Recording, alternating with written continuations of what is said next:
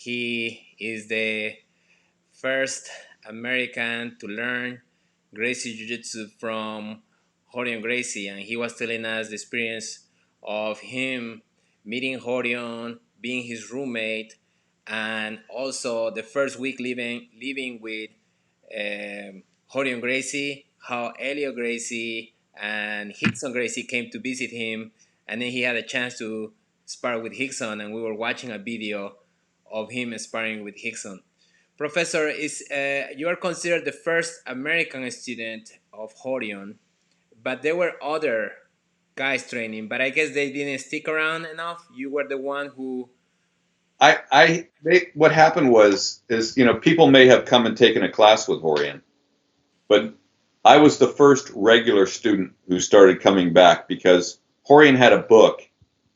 And I'm at my mom's house right now, but Horian had a book there, and in the book was a list of students he had down, in order, and I was always number one because I was the first student. So it happened.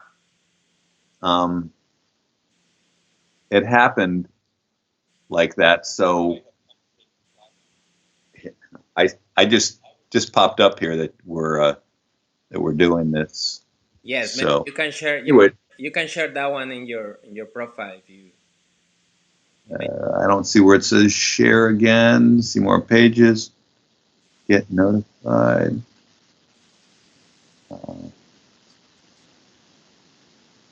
Okay, try it again. Your watch party is about to begin. Okay.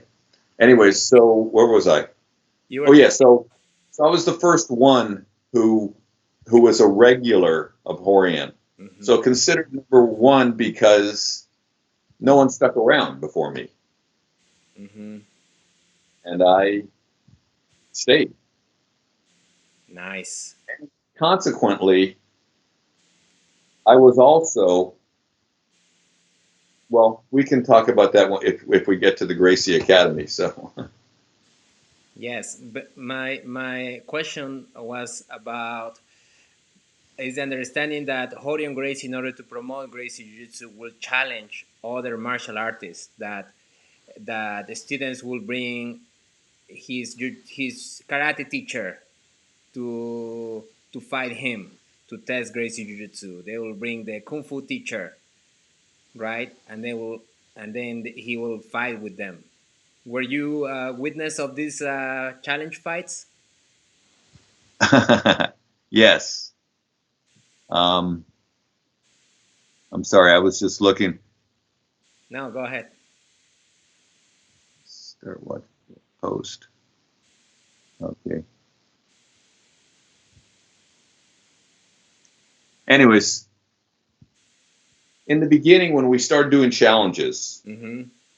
Orion came to me and he said, "Look, Richard," he said, "I don't want to make enemies because he goes in there and then all of a sudden he starts, because no one back then was going to do anything where they went to the ground because everything did stand up. Right. So he would end up usually arguing with the guy, and it'd turn into a thing. And he said, "Look, I don't want to make enemies because I'm trying to get this thing out there." So he said, "I'll tell you what. Why don't you talk to different people?" And he said, "It doesn't matter if you make enemies." He said, "Because you're just looking for people to challenge." So I would just say, "Okay."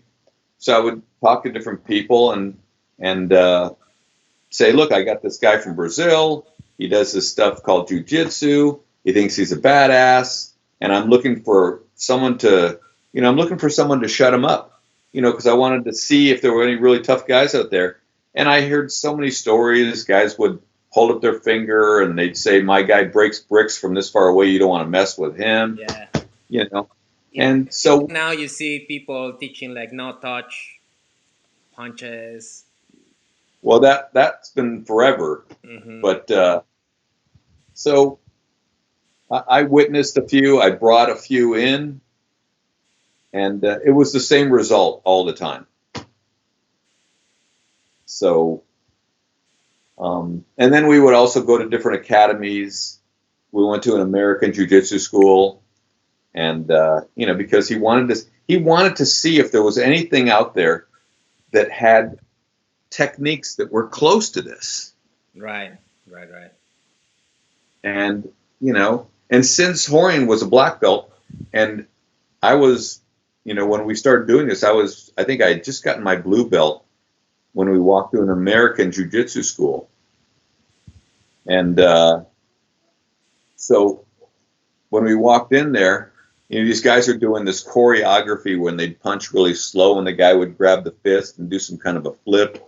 And I went, wow, this doesn't look like jiu-jitsu to me. But, Rorion, we walked in there and the sensei said, look, Rorion, why don't you and your black belts come with me and the other guys, have them go over there with the other guys. So I started walking over there because I wasn't a black belt. Mm-hmm. And Rorion grabbed me by the sleeve and said, come with me. And I went, I whispered, Rorion. I said, he said black belts. And he whispered back, he said, trust me, you know more than these guys. And I was just like, level of confidence. That's a lot of pressure. So when he says that I know more than these guys, I'm like, okay. So anyway, one of the things that we did is we went down to the ground right away. And usually Rorion would kind of take the, okay, I'll give you some loving later. Rorion would usually do the things, but in this case, he said, what would you do? And the guy laid down and I mounted on top of him. He says, if some guy's on top of you. Now this guy's a black belt and I'm a blue belt. So he sent you to go on top of the mount. Yes. So I'm mounted on top of the guy. The guy reaches up and grabs a little pressure point, and starts pushing down. And I never did this, so I didn't know what to expect. But just to relieve the pressure, I sat up higher so the guy couldn't reach. And then the guy went berserk and went to toss me off. And when you toss up from the bottom and you expose an arm, I saw it coming and I snatched it. And Rorion clapped his hands. And as soon as he did that, I let go and I looked at him like, what? And he just kind of said let it go. Oh, okay. He didn't want to show them anything. He just wanted to see if they could technically do something. And the guy probably had 30 or 40 pounds on me. And, and I wasn't used to really holding the mount like that. Mm-hmm. So, but even still, I caught the guy. So right away I went, okay, this is pretty nice. And then he said, Richard, now you lay down. And he had this guy mount on me. And he says, okay, hold him down. So the guy's holding my wrist. I'm like, he's holding my wrist. So I reach over and I grabbed his wrist. And then I grabbed the other wrist, trapped the leg and rolled him. And then I was in his guard and the guy went crazy, went berserk and started to try to, and Rorion said, okay, stop. He said, the point is, I remember this, my friend, is that he's out. True. He's out in a couple of seconds and now he's on top. So what comes next is a different thing. But right now I just wanted to show you the effectiveness of what we do. Mm-hmm. So it changed. That's what really, things like that started giving me confidence because, you start to see, wait a second, this guy has a black belt around his waist, but a blue belt could neutralize what this guy is doing. Mm. You realize without a lot. Then I wasn't really training a whole lot. You realize then the effectiveness of what you were learning actually. Yes. And then I also saw in the Gracie in Action videos where he's actually fighting other martial artists. Were you also involved in those kind of challenge matches too? I didn't do any of them there. We did before the video. We went to Benny Urquidez's school. Benny the Jet. Yes. Who was a stand-up, very, very, fast, lightweight kickboxer. Rorion and him did a little demo, but it never went anywhere. And the guy said to Rorion, he says, it's probably you because of your skill. You've been doing this, but he says, like, it's not jujitsu, it's you. And Rorion said, no. He says, Richard, go put on your gi. And I'm like, I had no idea that I was going to do this. And he just told me to put my gi on. And I went up to him and I'm like, I haven't done a lot of stuff. And he just said, look, he said, he's talking to me. He says, put your hands up, cover up. And when I say go, just charge and pull them down. So, and the guy, whatever belt he was, I don't even know what color it was, but he was, again, probably had, 20, 30 pounds on me. Mm-hmm. And so we started, and I was just like, I was so amped. And as soon as we were both in a fighting stance, as soon as he said go, I just charged. That's all I remember. And then I remember pulling him down, and I went for a collar choke, and he stopped it. So, again, it made me realize, okay, this is it. But when we got, some of those other things, I was never a fighter, didn't want to be a fighter. Mm-hmm. I was willing to do the stuff early on, but there were a lot younger guys that really wanted to mix it up. And back then, when we did stuff for the inaction, it was usually, the early stuff was usually Rorion or one of his brothers. We didn't do any stuff till we got to the academy. And by the time we got into the academy, I was already in my 40s. Mm-hmm. And Rorion didn't really do any challenges then because he had Hoyce, mm-hmm. Hoyler, Hickson. Yes. So those guys started doing it. And then we had some other guys. Fabio Santos did a couple. Lowell Anderson, good friend of mine, did a couple. And a few other guys, John Burke, Mark Baumeister, that did some of the stuff. And there were other guys that did it, but I was there all the time. Half the time I was holding the camera. Mm-hmm. So, wow. Speaking of Hickson, the video we were talking about of you sparring with Hickson, did he feel different to you? Did he feel, because people consider him the best of all time? With all the people you spar, what was the difference with sparring with Hickson? I don't think Hickson felt any different back then, because at the level that I was at, I was having privates. I had a couple of privates with Hickson, and then I got my, and then a few years later, because Hickson would come and go, I had quite a few privates with him when I was a purple belt. And his mentality was a little different, because instead of a half-an-hour class with 10 minutes of sparring, we would do a 45-minute class with about 20 minutes of sparring. So the first part of the class is technique, and then 20 minutes, and then we would spar and spar and spar, and then it would nonstop. He wouldn't give us a break. It would just like nonstop. And I'd say, okay, I'm done. I'm tired. He goes, this is where your jiu-jitsu kicks in. And I'm like, oh. And he just keep going and going and going. So back then, it wasn't like he's become, because he's developed a sensitivity for teaching. As he's aged, he's had to change his style, like everybody does. Mm-hmm. But he has a very unique style and sensitivity, like Pedro Sauer. So, he didn't feel any different back then, though. I see. So tell us about the opening of the jiu-jitsu, the first, because Rorion was teaching at the garage, was doing the challenge. Well, he had 4 garages. Oh, there were 4. He was changing houses. He had the Machados teaching in one. He had Hickson teaching in one. He had Hoyce teaching in one. And I forget, there may have been 2 with the Machados. I'm not sure. I don't even know how many it was, but he had quite a few people that were going directly through him to different garages. And then we did a couple seminars, one in New Jersey, one in New York. And we went down to Las Vegas in '88 with Chuck Norris.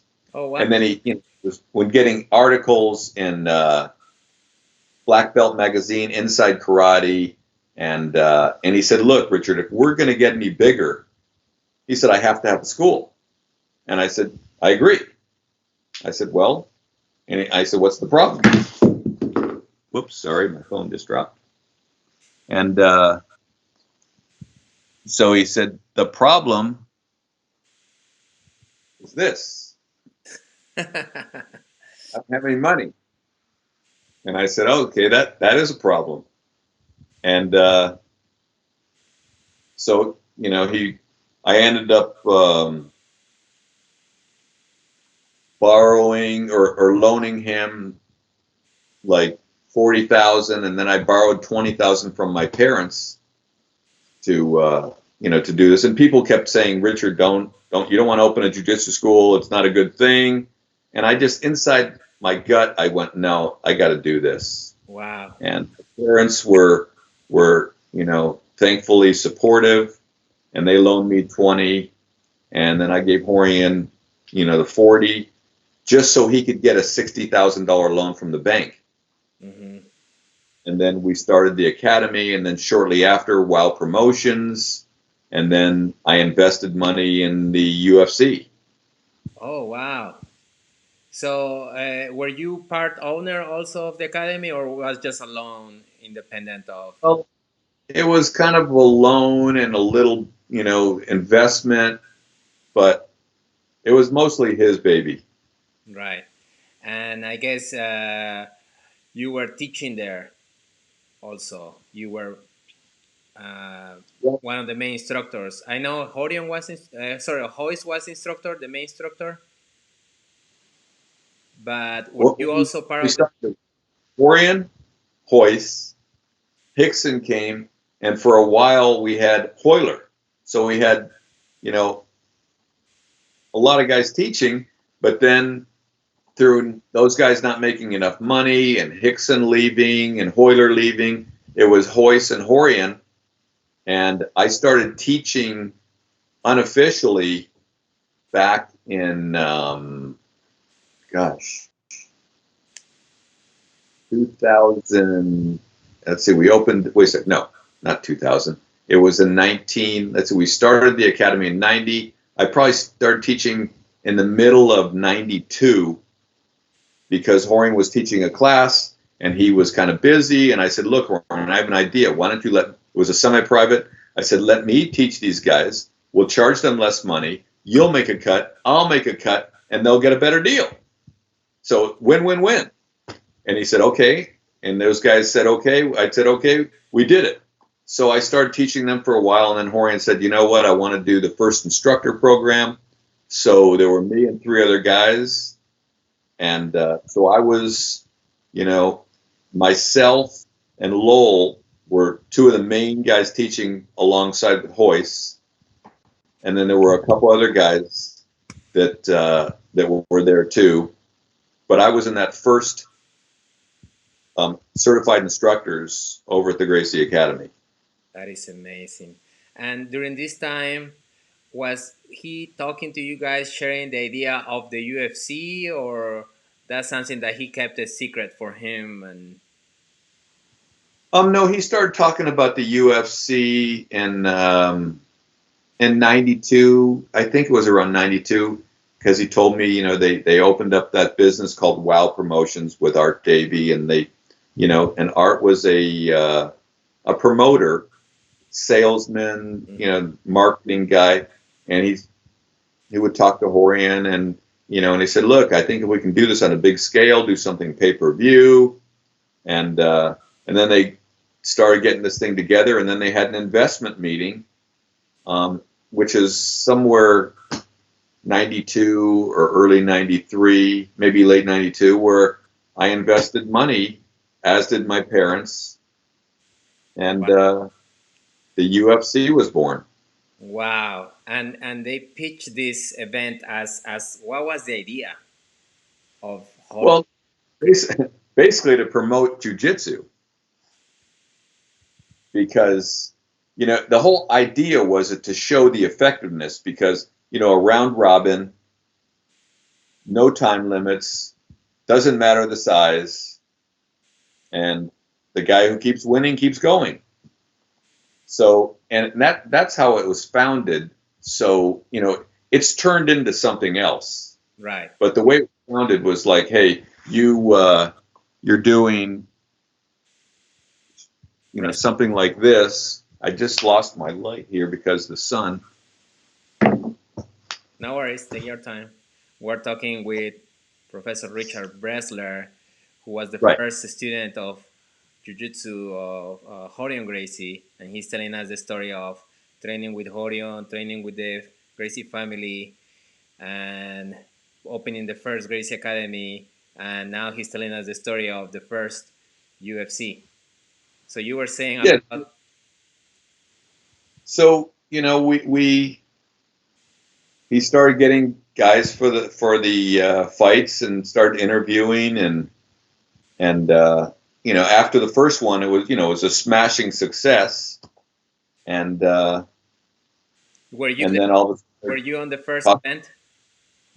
pardon me? Were you on the first event? Were you there? Come on. No, I was there. I was front row, man. How confident were you that Hoist was gonna perform?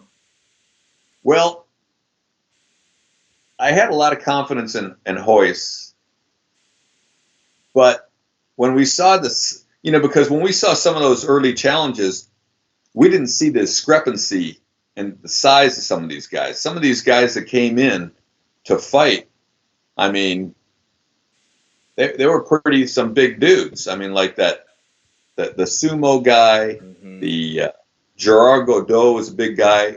I think Remco Pardo was in UFC 2. When I started seeing some of the size, and then Chemo Shamrock. eventually, when I saw these guys, I went, oh man, I don't remember Hoyce dealing with some of the guys that were that much bigger. So I had a little bag of fruit with me because I wanted something to eat there. And I never ate it. I was so nervous. My stomach was in knots. Ken Shamrock was scary. Yeah, Ken Shamrock, too. Yeah, the guy's a big guy. So, I had confidence, but then I also saw, like, whoa, these are those big dudes. So.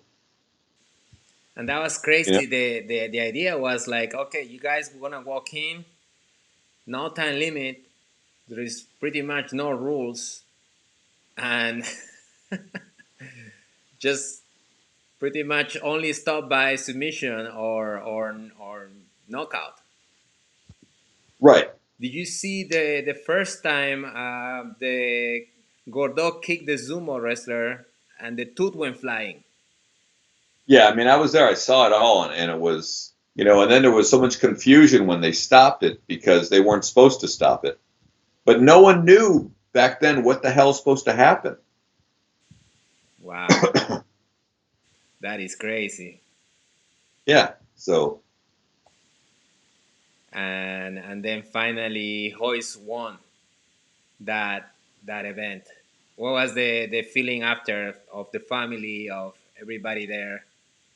Oh, I mean, it was great. Everyone was excited, and and then we had the after party, and we met some of the fighters, and I was still basically I was helping out with all the things there because, I I was the only guy that was a student there that was paid for.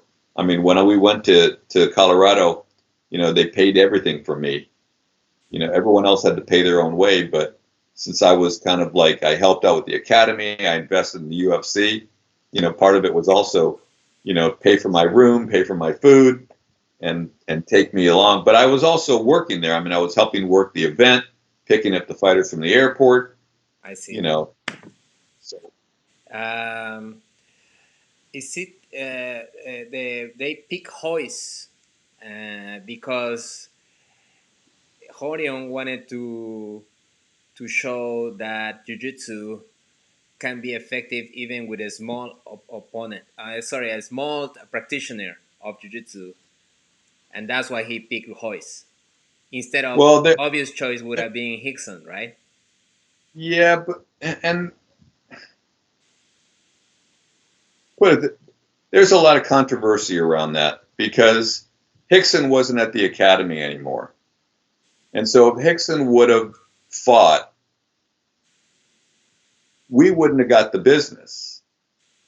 The business went to the Gracie Academy. Hickson had left. I understand. You know, I believe, and I may be wrong, and Rorion might see this and say, no, I mean, they spun it to make it look good because they said if Hickson wins, Hickson is a specimen, but he's still, 180 pounds. It's not like the guy's a giant, but he looks like an athlete. But some of those big guys against Shamrock, he still gives up, 40 pounds against Shamrock, and he also gave up size against Zulu in Brazil. So, but I think Hoist was the loyal to Rorion.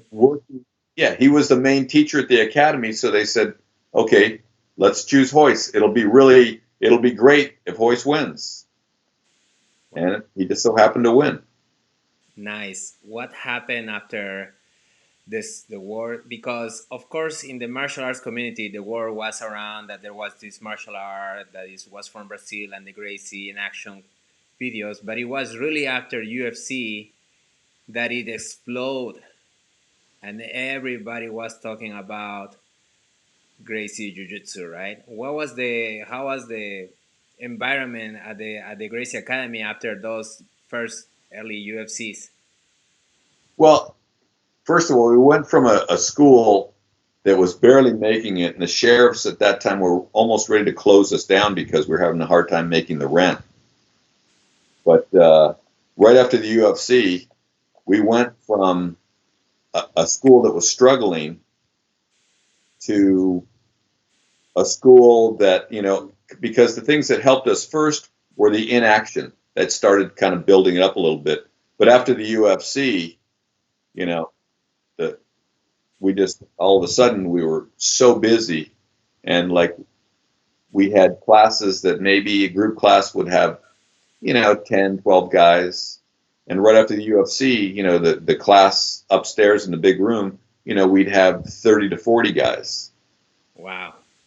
So, we'd have 2 or 3 classes in the evening. So it was we went from a business that was struggling to a business that was now starting to make money, and there were more articles and more seminars, T-shirts. I mean, people wanted Gracie Jiu-Jitsu. Wow. What a success story, huh? Yeah. And then you kept teaching at the academy, trying to like get more students to. I mean, I guess you guys had to hire more instructors, or how do you guys handle the demand? It was Rorion would, teach a class now and then, but not very often. And and Hoist was doing a lot, and then myself and Lowell were doing a lot of the classes. And Elio would come in and because he would spend some time there, and he'd come in and supervise and show us little things. And but we didn't really do any other instructor stuff at that time. I mean, there was stuff after we were certified. Steve Maxwell from Philly, and Phil Migler-Reese, they started going through the next wave of instructors, along with John Burke, along with Mark Baumeister, and a couple other guys. If I forgot their names, if I left them out, I'm sorry, guys, but I can't remember everybody's name. But they started doing, going through there, and guys would come in because I spent so much time with Rorion and I knew the self-defense so well. Like Steve Maxwell would come in and work with me just because he wanted to get certified, and I knew what Rorion wanted. I mean, inside and out. So, I would help them him and Phil, to get their techniques so they could get certified and teach on the East Coast. Nice. Let me ask you about Elio Gracie. I never trained with him. We know him from articles, from videos. You got to train with him. You try to you actually engage with him in a more personal way. What can you say about Elio Gracie? Um, Elio Gracie, by the way, when we first moved into the house, not only did I get a chance to roll with Hickson, but I don't have on film, Elio Gracie taught me a class too. Nice. And we went to the garage and he didn't speak English. And he said he told Rorion, he said, look, mount on top of me, put his hands in his belt. He said, attack. So I tried to attack him and he just turned and did this and did that, elbow escaped. And I don't know how he tapped me, but, it was very impressive. But he would always, when he would see me, because I'm 5'10", my average weight goes between, 150 pounds. Right now I'm 140 pounds. But when I was training, it was roughly, between 150 to 160. So there were quite a few guys there that were bigger, that were training more, that would, I'm talking about guys that had 75 pounds on me, that it's not so much that they were tapping me, but they were giving me a hard time when they were on top. Mm-hmm. And it's hard to keep somebody stayed mounted on top of somebody who's that big, Mm-hmm. who's younger and stronger than you.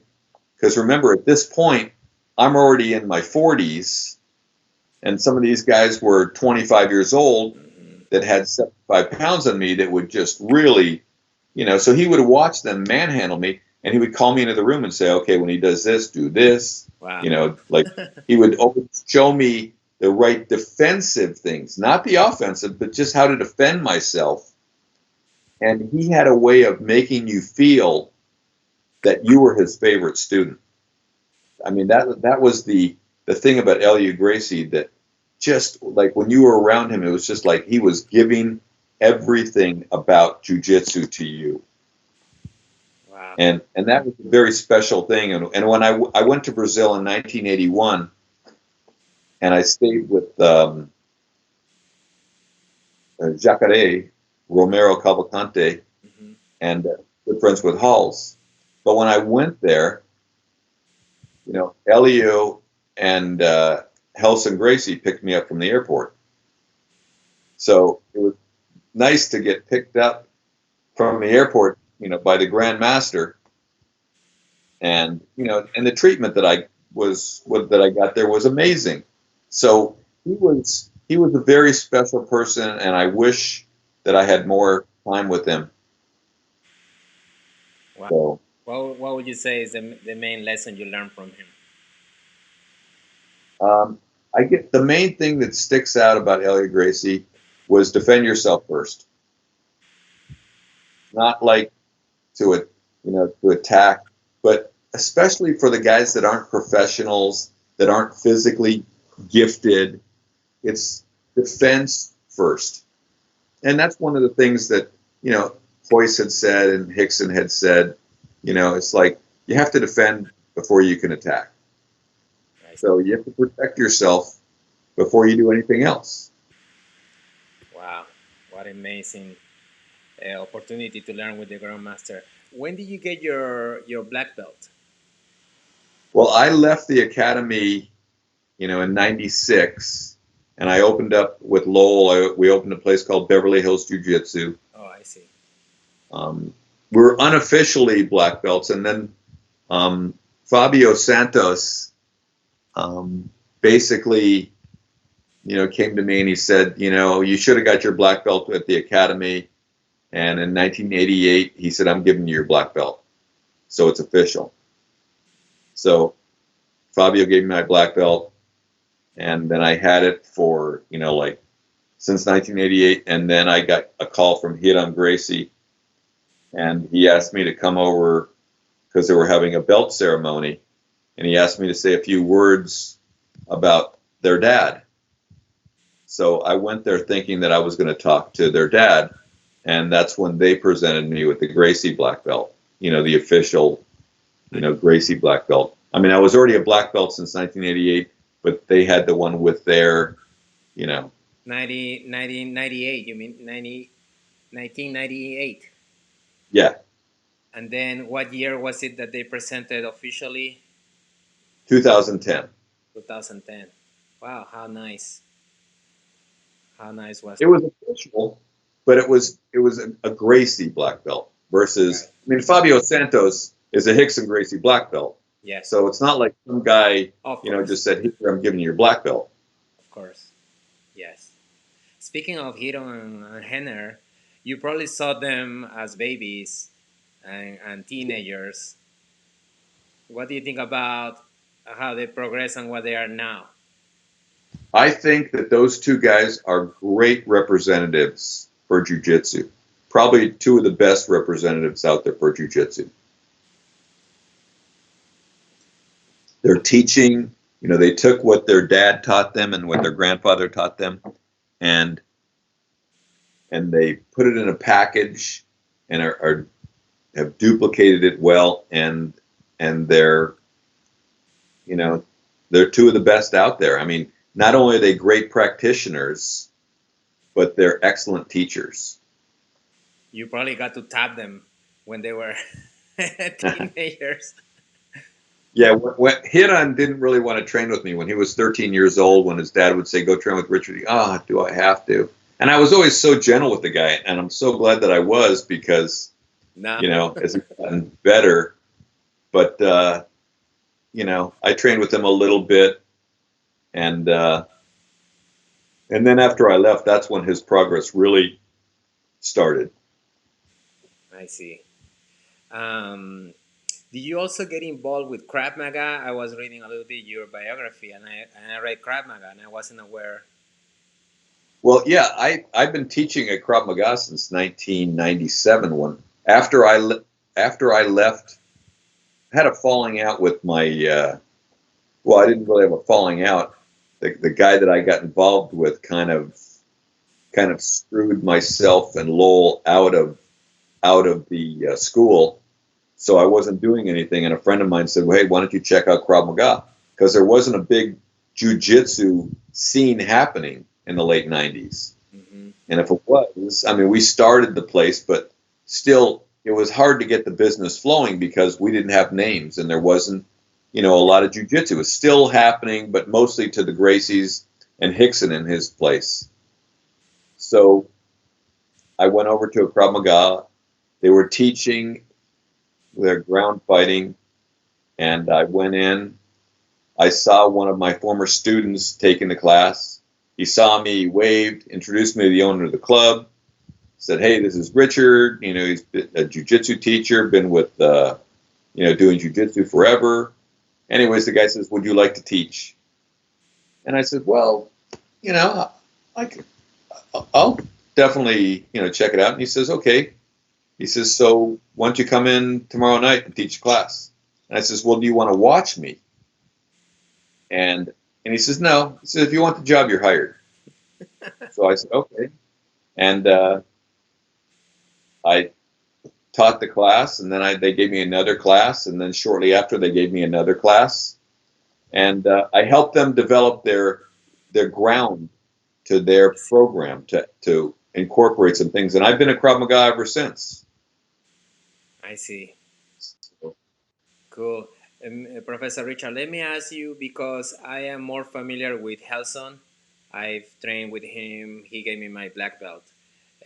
What experience do you have training with Helson? Do you have any have you get a chance? Did you get a chance to train with him?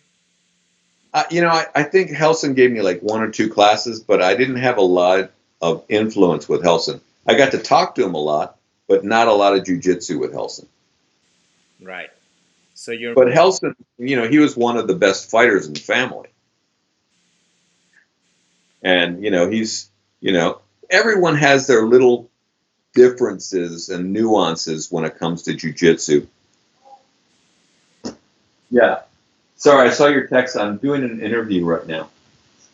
That's okay. I'm leaving in about an hour though, and then I won't be back for a couple days. Yes, thank you. Professor Sorry about that. Richard Bresler was the first student of Grandmaster Rorion Gracie, and he's telling us all his stories of learning Jiu-Jitsu in a garage, the Gracie Academy, the first UFC, and then the boom of Jiu-Jitsu. and then eventually you start. You open your own school. You got your black belt, and you open your own school, and then Yeah.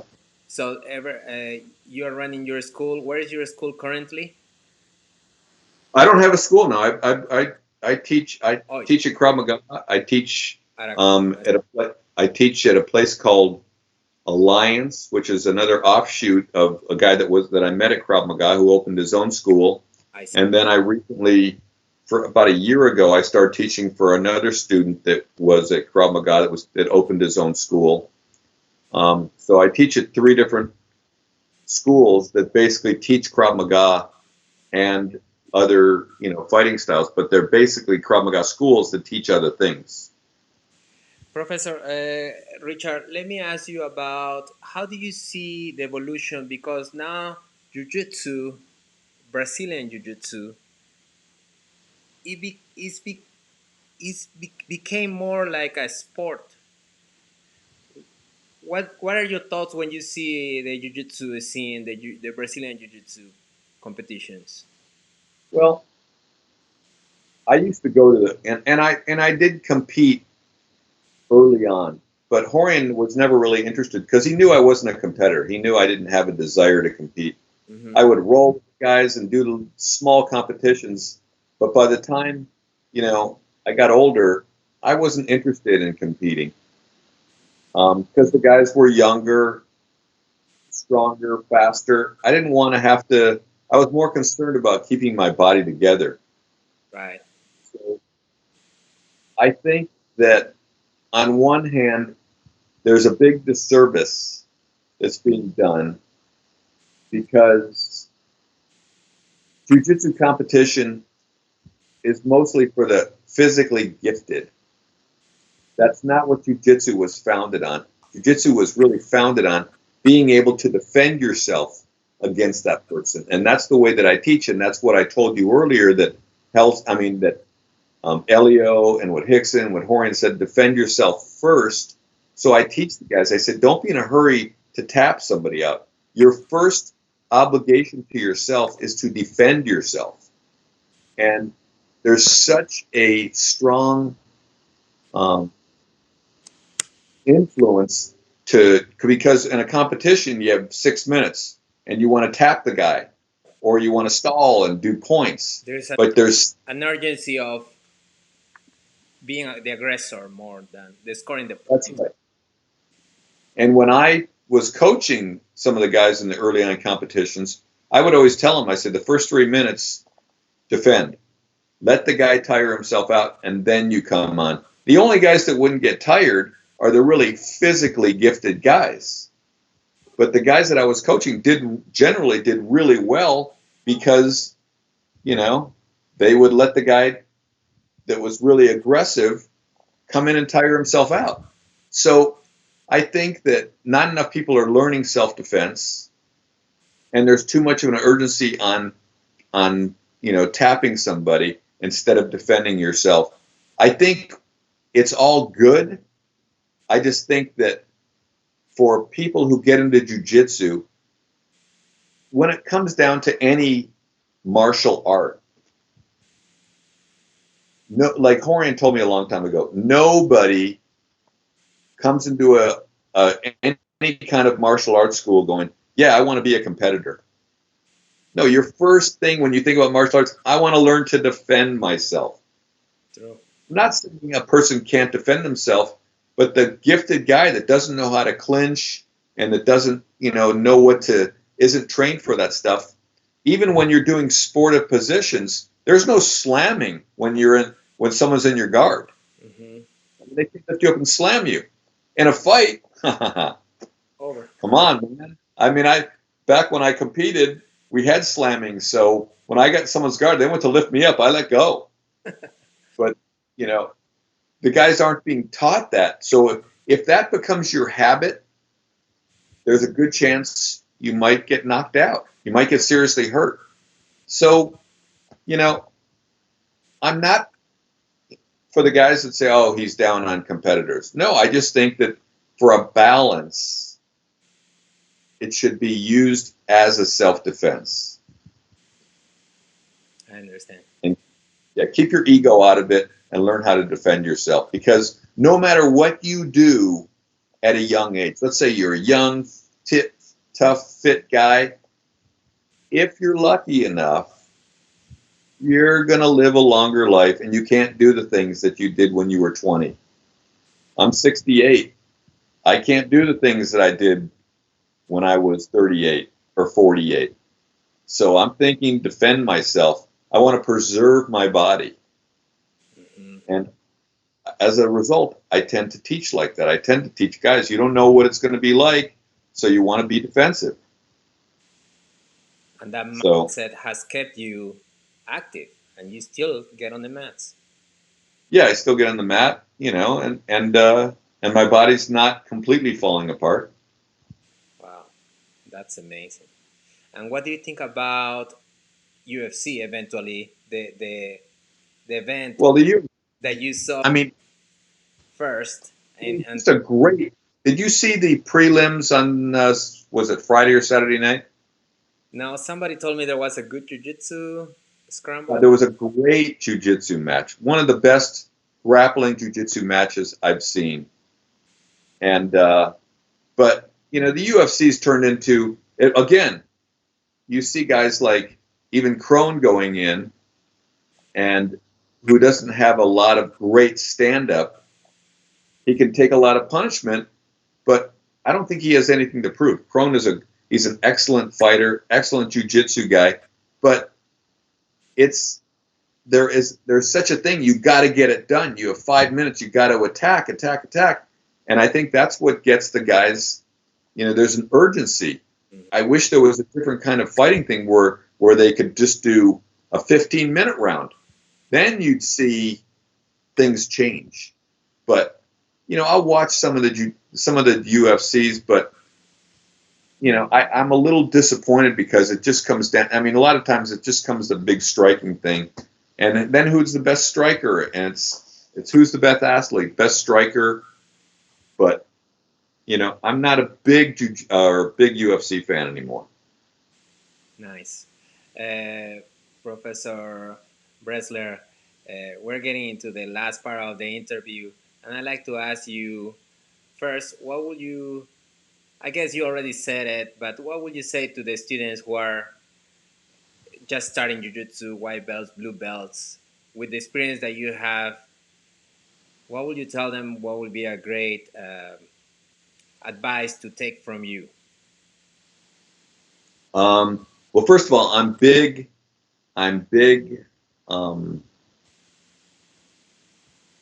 Proponent of learning the basics, learning the foundation. So I think if you guys or any of the younger guys are near a school like you, a CTC, the Valente brothers, or anyone else where you can learn the basics, get a solid foundation before you do anything else. Really get a solid foundation for jiu-jitsu, and then whatever after that, then go and do what you're going to do. But I think you got to really get the basics in first. I see. I was going to ask you, um, the Gracies, they seem to always manage to get their kids involved in jiu-jitsu.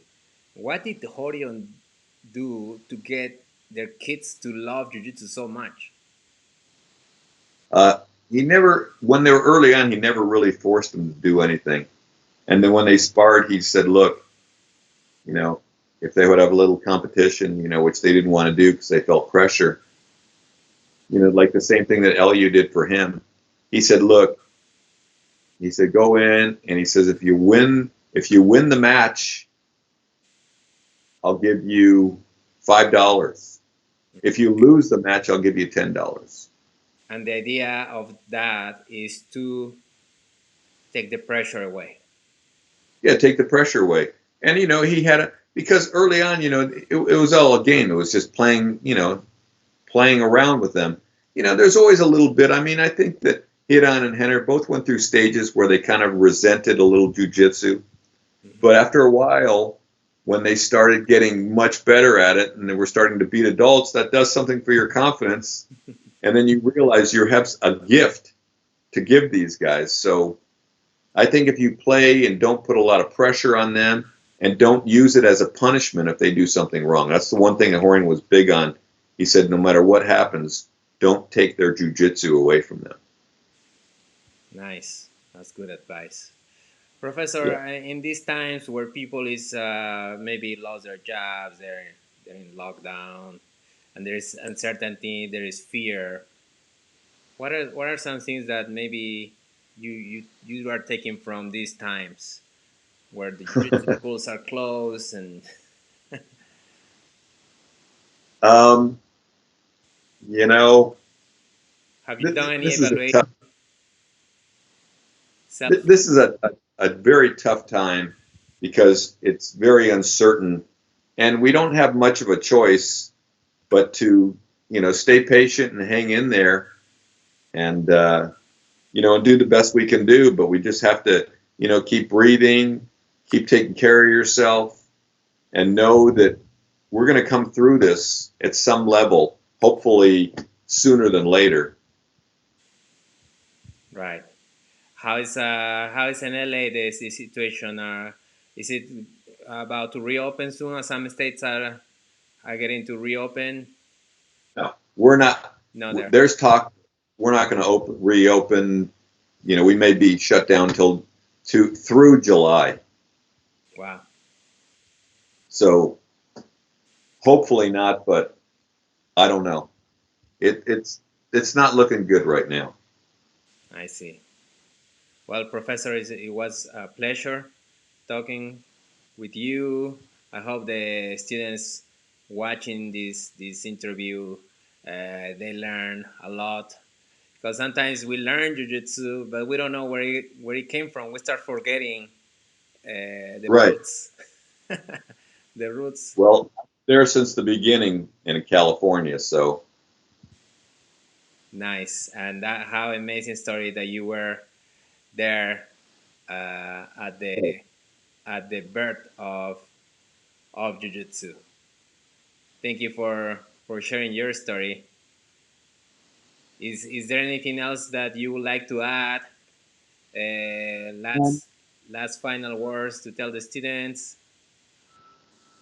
no, I mean, I just was just reading a comment here from a former student of mine because he teaches, and he just said he still, talks about the stuff that he learned from me that he uses when he shows stuff now.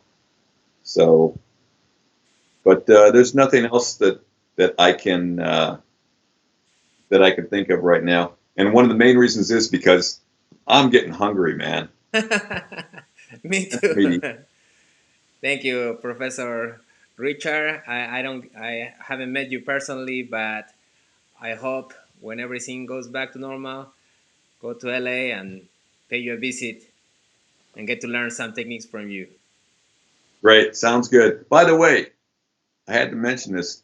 I am writing a book Oh, about, and people can like the page, and they'll be kept, updates, because I have a guy, a black belt in Ohio, Scott Burr, a really good writer who's writing the book for me. So,